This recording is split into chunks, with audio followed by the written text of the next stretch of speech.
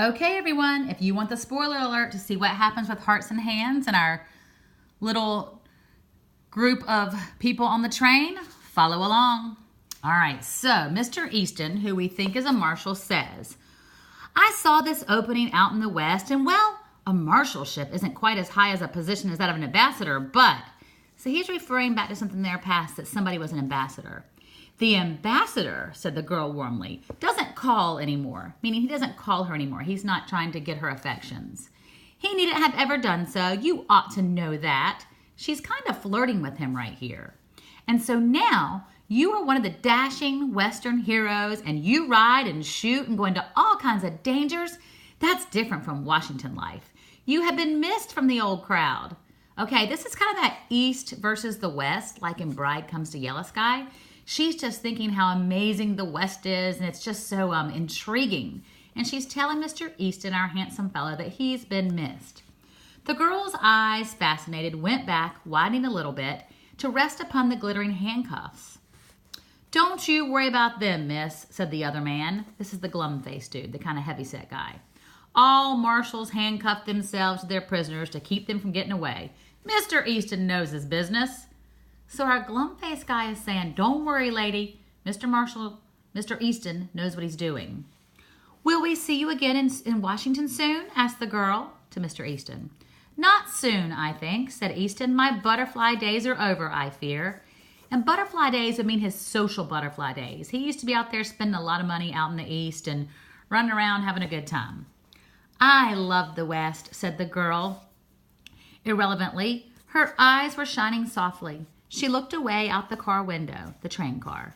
She began to speak truly and simply without the gloss of style and manner. Mama and I spend summers out in Denver. She went home a week ago because Father was slightly ill. I could live and be happy in the West. I think the air here agrees with me. Money isn't everything, but people always misunderstand things and remain stupid. I have underlined this line because it caught my attention the first time I read it. It felt a little bit like some foreshadowing. You're going to understand this line a little bit later once we catch the end of the story. Say, Marshal, growled the glum-faced man. Here's our glum-faced man right over here. Say, Marshal, said the glum-faced man. This isn't quite fair. I'm needing a drink, and I haven't had a smoke all day. Haven't you talked long enough? Take me to the smoker now, won't you? I'm half dead for a pipe. So our glum-faced man is getting him out of there. The bound travelers rose to their feet, Easton with that same slow smile on his face. And I wrote interesting because same slow smile just seems interesting here. Catches my attention. I can't deny a petition for tobacco, he said lightly. That's Easton talking. It's the one friend of the unfortunate. Goodbye, Miss Fairchild. Duty calls, you know. He held out his hand, his left one, for a farewell. It's too bad you're not going east, she said, reclothing herself with manner and style. But you must go to Leavenworth, I suppose. Now, Leavenworth is a prison in Kansas. Yes, said Easton, I must go to Leavenworth, to that prison in Kansas. And yes, at this point, we think he's the marshal taking the glum-faced man to prison. But this line is going to come to mean a whole lot more when you catch the end of the story. The two men sidled down the aisle into the smoker, which is a room they could smoke their cigars or their pipes. The two passengers, now, perspective has changed. We have been talking to our three characters, and now we have two passengers in the seat nearby. So this is two new people who have been watching the whole scene unfold. The two passengers in the seat nearby had heard most of the conversation. Said one of them, that marshal is a good sort of chap. Some of these Western fellows are all right. All right, we think he's talking about who? Mr. Easton, but watch. Pretty young to hold an office like that, isn't he? Asked the other.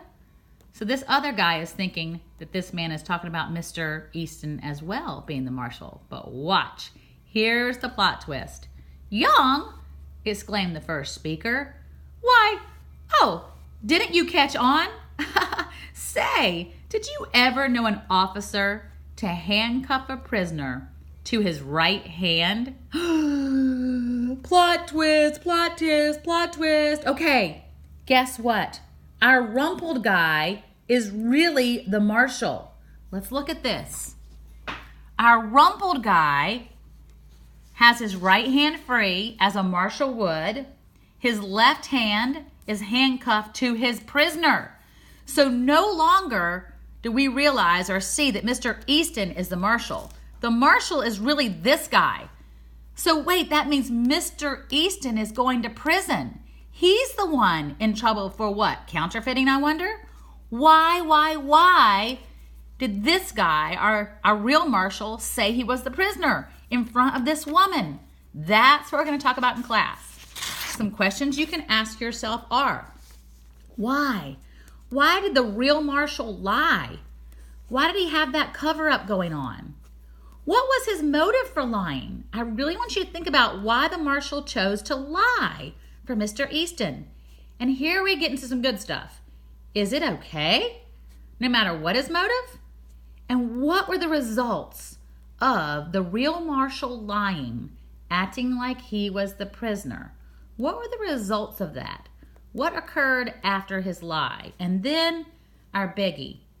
What does God say about lying? So these are the things we're going to talk about in class after we unpack this story a little bit more on Tuesday. I hope you enjoyed the plot twist. It is definitely one you have to spend some time figuring out. It's definitely an O. Henry for sure. All right, I'll see you on Tuesday. Bye.